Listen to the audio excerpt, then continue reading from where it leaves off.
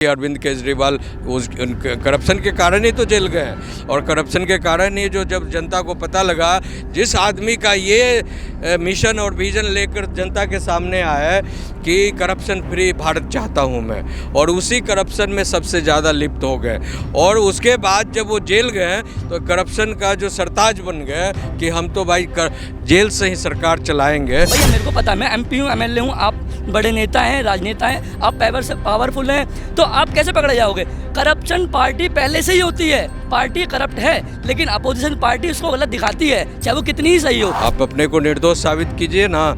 जहाँ थोड़ी सी चिंगारी होती है ना, वहीं धुआं उठता है, और जहाँ धुआं उठता है वहाँ आग लगती है। आप पार्टी के जो नेता थे पकड़े, केजरीवाल जी पकड़े गए थे और उन्होंने जेल से अपनी सरकार चलाई थी, लेकिन जेल से सरकार चला रहे हैं। ये सिर्फ फिल्मों में अच्छा लगता है, लेकिन अब असलियत में अच्छा लगने लगा था। तो ये हमारी सुप्रीम कोर्ट ने बहुत अच्छा फैसला सुनाया। अगर कांग्रेस और अन्य पार्टियों को लगता है कि ये गलत है और इमरजेंसी लाइक सिचुएशन वो लोग कह रहे हैं, तो इसके पहले जब इमरजेंसी आई थी, जब बिना बताए लोगों को जेल में भर दिया जा रहा था, तब ये बात क्यों नहीं कर रहे थे? क्यों? क्योंकि वो खुद भी गलत है। हो सकता है कि बीजेपी भी कहीं गलत हो, आदमी गलत होता, पार्टियां गलत नहीं होती हैं। नमस्कार, मैं आकाश कुमार और आप देखना शुरू कर चुके हैं भैया जी का। जब पार्लियामेंट में मोदी सरकार 130th अमेंडमेंट बिल लेकर आई, उसमें कहा गया कि जितने भी मिनिस्टर है, चाहे वो फिर CM हो या PM हो, अगर किसी को 5 साल की सज़ा हो रही है और अगर उसको 30 दिन लगातार अगर जेल हुई बिना जमानत के, तो उसकी 31वें दिन सदस्यता रद्द हो जाएगी। इस बिल में अपोजिशन ने बहुत अपोज करा इस बिल का। उन्होंने कहा कि ये सुपर इमरजेंसी है। आइए हम सुप्रीम कोर्ट में मौजूद हैं और सुप्रीम कोर्ट के सीनियर एडवोकेट्स से ही जानते हैं कि आखिर में क्या मसला है। क्या अपोजिशन अपोज जो कर रहा है वो बिल्कुल सही कर रहा है, या फिर एक राजनीति के चलते हुए अपने जुर्म को छुपाने के लिए ये अपोज कर रहा है। नमस्कार सर, नाम क्या होगा आपका? मेरा नाम ध्रुव कुमार। क्या लग रहा है जो अभी आपने देखा होगा 130th अमेंडमेंट बिल जो आया है, ये जो अपोजिशन जो अपोज कर रहा है कि इससे तो तानाशाही बढ़ेगी, आपके मायने क्या है इस बिल को लेकर? बिल्कुल गलत बोल रहे हैं वो लोग, because they have the apprehension कि अगर ये बिल आ जाती है तो उनके जो, बिकॉज देखिए ये न्यूट्रल बिल है, कोई NDA सरकार ये नहीं उसमें लिखी है कि NDA के नेता अगर कहीं मुख्यमंत्री हैं, मंत्री हैं, प्रधानमंत्री हैं, whatsoever holding a constitutional post, तो वो नहीं हटेंगे। कोई भी आदमी, कोई भी मीन्स मतलब whosoever belonging to any party जो इस पोस्ट को भारत के पेरीफेरी में अगर हेल्ड करता है और इस तरह के कानून से गवर्न हो गया, अक्रॉस द 30 डेज आपको बेल नहीं मिला। मैंने आपको थोड़ी देर पहले बताया था कि प्राइमा फेसी ये बात समझी जाती है कि ये इनके खिलाफ सबूत मटेरियल है, इसीलिए बेल नहीं मिलता है। तो इसका मतलब हुआ कि कोई भी ये एक न्यूट्रल बिल बहुत पहले आ जाना चाहिए, और अभी अपोजिशन पार्टी जो इसका खिलाफत कर रही है, बिकॉज बड़े पैमाने पर घोटाला हो चुका है और ये लोग कर रहे हैं। तो अभी जैसे कि ममता बनर्जी का बड़ा घोटाला हो रहा है, कर्नाटक में हो रहा है, तेलंगाना में हो रहा है, पंजाब में हो रहा है और हुआ है, दिल्ली में हुआ है। तो देखिए अरविंद केजरीवाल उस करप्शन के कारण ही तो जेल गए हैं।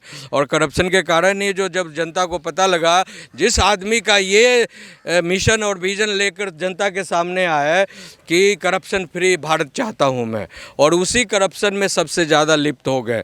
और उसके बाद जब वो जेल गए तो करप्शन का जो सरताज बन गए कि हम तो भाई जेल से ही सरकार चलाएंगे। तो ऐसे परिस्थिति में क्या किया जाए?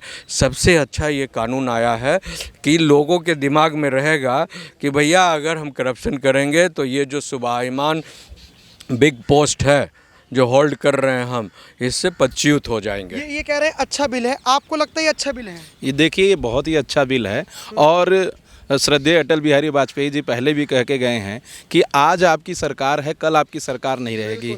आज भारतीय जनता पार्टी है सरकार में, कल हो सकता है कि सरकार में ना रहे, तो ये उनके लिए भी लागू होगा। और अभी भी जिस प्रदेश में भारतीय जनता पार्टी है, जो भी मिनिस्टर हैं, जो भी चीफ मिनिस्टर हैं, अगर कुछ गलत करेंगे तो ये उनके लिए भी इक्वली लागू है। ऐसा नहीं है कि भारतीय जनता पार्टी या कोई भी अन्य पार्टी जो अलायंस है NDA की, वो अछूती रहेगी इस बिल से।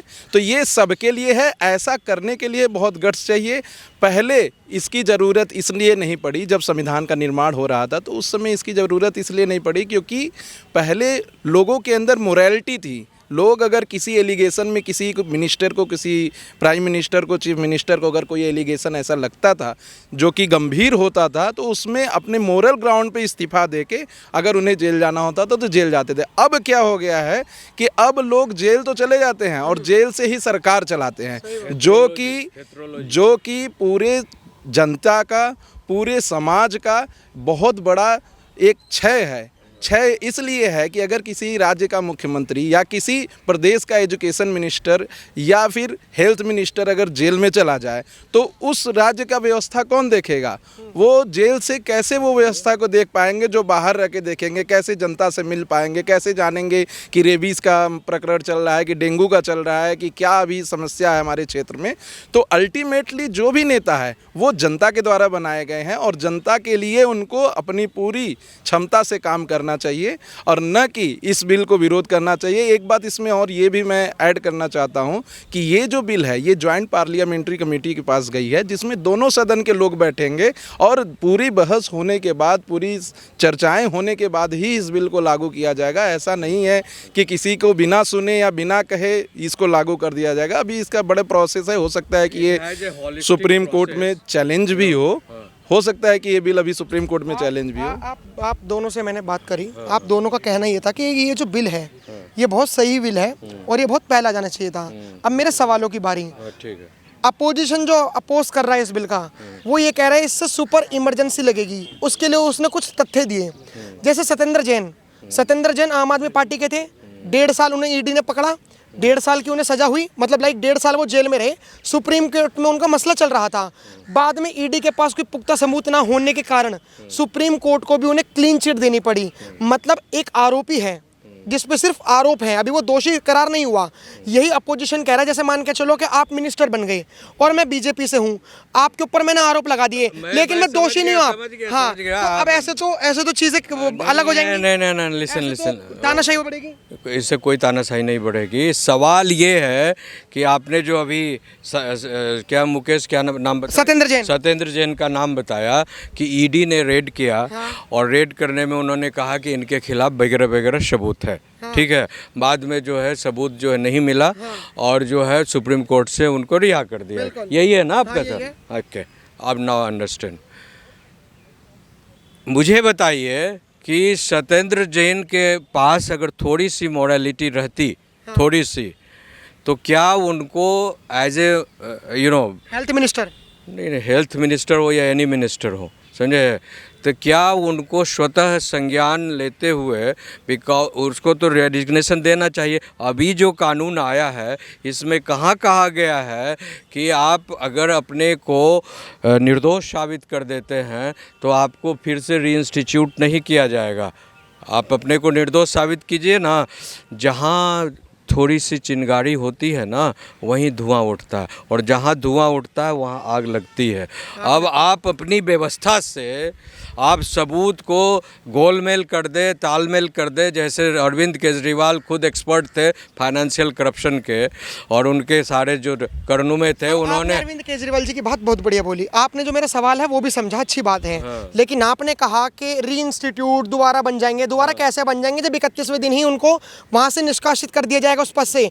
मान के चलिए कि अगर मेरे ऊपर अगर झूठे एलिगेशन, जैसे ईडी आती है, ईडी सीबीआई ये सब फाइनेंस मिनिस्टर के अंडर में आती है। फाइनेंस मिनिस्टर कौन है? हमारी निर्मला सीतारमण जी। मान के चलो उन्होंने ईडी, मैं एक पॉलिटिशियन हूँ, मिनिस्टर हूँ, मेरे पीछे लगा दी, मेरे ऊपर आरोप लगा दिए, ईडी ने मेरे को पकड़ लिया, अब ईडी ने मेरे को जेल में रख रखा है, लगातार 30 दिन मेरे को जेल में रखा। अब मान के चलिए बिहार में, सुनिए बस यही असली बात, ईडी जो है बिना सबूत नहीं पकड़ती। तो फिर 1.5 साल सत्येंद्र जैन को कैसे पकड़ लिया? अरे भैया ये तो डाइल्यूट कर दिया गया ना। आप ये नहीं, जितने भी आप देखो 90% जो है जो जिसका प्रभाव रहता है सरकार में, समझे ना। अब एक मंत्री तो जेल में था, बाकी लोग तो बाहर थे, उनके मिनिस्टर्स और भी थे बाहर थे, बाकी उनके पार्टी के लोग बाहर थे, पावर में थे, सेक्रेटरी उनके सारे जो लोग थे वो तो पूरे चीज़ों को डाइल्यूट कर रहे थे ना। ईडी हो या सीबीआई हो या एनी अदर एजेंसी, वो विदाउट सबूत, विदाउट एनी करप्शन वो कुछ आपको लगता है कि एफआईआर कर सकती है? नहीं कर सकती है। नहीं कर सकते। बिकॉज जिस दिन एफआईआर होता है उसको लिखना पड़ता है what is the cause of action and why this FIR is being instituted and for what, वो सारा चीज़ डिटेल्स देना पड़ता है, ऐसे नहीं एफआईआर हो जाता है। एक गुना भी किसी को उठाया नहीं जा सकता। जैसे कि सर ने बोला कि बिना मतलब सबको इन्वेस्टिगेशन होती है, एफआईआर होती है, चार्जशीट होती है। ये जैसे मंत्री हैं, कोई आम आदमी को उठा के ले जाएंगे जेल, लेकिन कोई मंत्री है, एमपी है, एमएलए है, उसको तो पहले उसका एमपी जो उसके जो मतलब जो बाहर आदमी बैठे हुए हैं उसके लिए वो पहले ही फ़ोन करके बोल देंगे कि आपके खिलाफ एफआईआर दर्ज हुई है, फिर कोई गुनाह पकड़ा गया है। लेकिन आप बिना जाने बिना किसी को गुनाह, भैया मेरे को पता, मैं एमपी हूँ, एमएलए हूँ, आप बड़े नेता हैं, राजनेता हैं, आप पावरफुल हैं, तो आप कैसे पकड़े जाओगे? करप्शन पार्टी पहले से ही होती है, पार्टी करप्ट है, लेकिन अपोजिशन पार्टी उसको गलत दिखाती है, चाहे वो कितनी ही सही हो। अब बीजेपी पार्टी है, बहुत ज़्यादा सही कर रही है, लेकिन जिसने भी अपोजिशन पार्टी है, कांग्रेस है और जितनी भी आप पार्टी नीचे में भी है, वो उसको गलत ही बताएगी। क्यों? क्योंकि वो खुद भी गलत है। हो सकता है कि बीजेपी भी कहीं गलत हो, आदमी गलत होता, पार्टियां गलत नहीं होती हैं। जैसे कि आपके ये आप पार्टी के जो नेता थे पकड़े, केजरीवाल जी 30 मतलब पकड़े गए थे और उन्होंने जेल से अपनी सरकार चलाई थी, लेकिन जेल से सरकार चला रहे हैं, ये सिर्फ फिल्मों में अच्छा लगता है, लेकिन अब असलियत में अच्छा लगने लगा था। तो ये हमारी सुप्रीम कोर्ट ने बहुत अच्छा फैसला सुनाया कि अब जेल में रहकर कोई भी फैसला नहीं सुना सकता। जैसे यहाँ पे अब घर का मुखिया ही गायब है तो घर कैसे चलेगा? आप ये बताइए, घर का मुखिया ही नहीं मिलेगा तो घर में राशन कैसे आएगा? अब घर का मुखिया है नहीं, अब तुम सोच रहे हो हम सरकार चला लेंगे, मुखिया की लाठी खड़ी है लेकिन मुखिया नहीं खड़ा है, तो इसका क्या मतलब है? आप सर आप एक मिनट मांगूंगा सर, आप कहाँ गाँव कहाँ है कितना आपका? अच्छा मेरा बनारस। बनारस। अब आपने देखोगे यूपी से सटा बिहार है, जी बिहार में इलेक्शन है, जी तेजस्वी यादव का कहना है और उनके लोगों का कहना है कि मान के चलो अगर तेजस्वी यादव जीत जाते हैं बिहार में और उनको कोई मंत्री पद मिल जाता है, अगर बीजेपी तेजस्वी यादव को नहीं चाहती और उसने अपनी फाइनेंस मिनिस्टर सीतारमण की ईडी अगर तेजस्वी यादव के पीछे पड़ा दी और 30 दिन जेल में रख लिया, जैसे उदाहरण के तौर पर सत्येंद्र जैन हो, तो ऐसे तो उनका पद भी छिन जाएगा।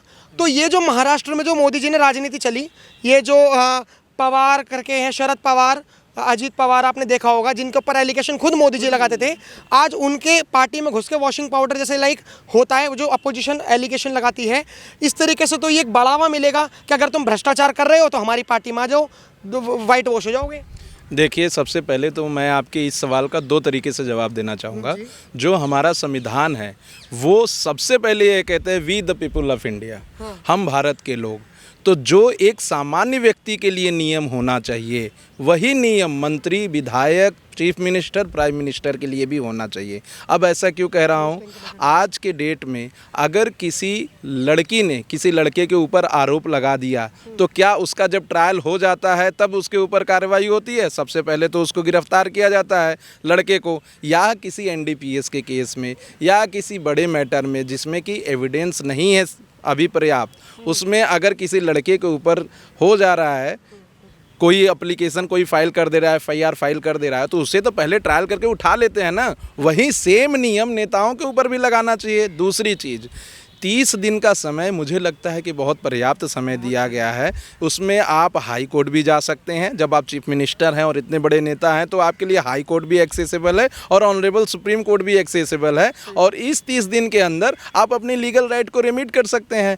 अगर ये किसी सामान्य व्यक्ति के साथ हो तो ये कह सकते हैं कि वो व्यक्ति कैसे ऐसे करेगा, लेकिन ये तो इतने बड़े पॉलिटिशियन हैं, इनके तो पैनल के इतने एडवोकेट हैं, सब कुछ है, ये इनको तो राइट्स पाने के लिए तुरंत आ जाएंगे, तुरंत इनको मिल जाएगा सारा सब कुछ, तुरंत मिल जाएगा एक्सेस, लीगल एक्सेस। इनके पास फंड की भी नहीं कमी है, सामान्य व्यक्ति के पास तो फंड की भी कमी है। और इसमें गलत क्या है? अगर कांग्रेस और अन्य पार्टियों को लगता है कि ये गलत है और इमरजेंसी लाइक सिचुएशन वो लोग कह रहे हैं, तो इसके पहले जब इमरजेंसी आई थी, जब बिना बताए लोगों को जेल में भर दिया जा रहा था, तब ये बात क्यों नहीं कर रहे थे? और आज तक चलिए ठीक है, वो जिसने किया कांग्रेस को उसके लिए अगर दोषी नहीं भी मानते हैं तो कांग्रेस कम से कम आके एक बार जनता से उसके लिए माफ़ी तो मांग ले। चलिए, हम हमारे पूर्वजों ने क्या किया उसके लिए हम नहीं जानते, अगर उसके लिए हमको कोसा जा रहा है तो हम जनता से जाके अपनी मोरल रिस्पॉन्सिबिलिटी को समझ के एक बार कह दें कि जो इमरजेंसी के समय हुआ था वो हमारी भूल थी, हम उसके लिए माफ़ी चाहते हैं। उस समय नहीं इमरजेंसी था, आज इमरजेंसी हो गया है। और ये किसी एक नेता के लिए नहीं है, किसी एक पार्टी के लिए नहीं है, ये सबके लिए है। फिर से मैं वही बात दोहराना चाहता हूँ कि कोई भी पार्टी परमानेंट सत्ता में नहीं रहेगी। आज भाजपा है तो कल कांग्रेस आएगी, कल कांग्रेस है तो फिर आम आदमी पार्टी आएगी।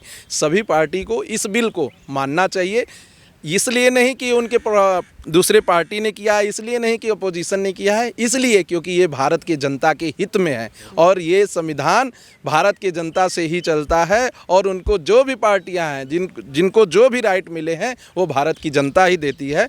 तो इस बात को मानना चाहिए उन्हें।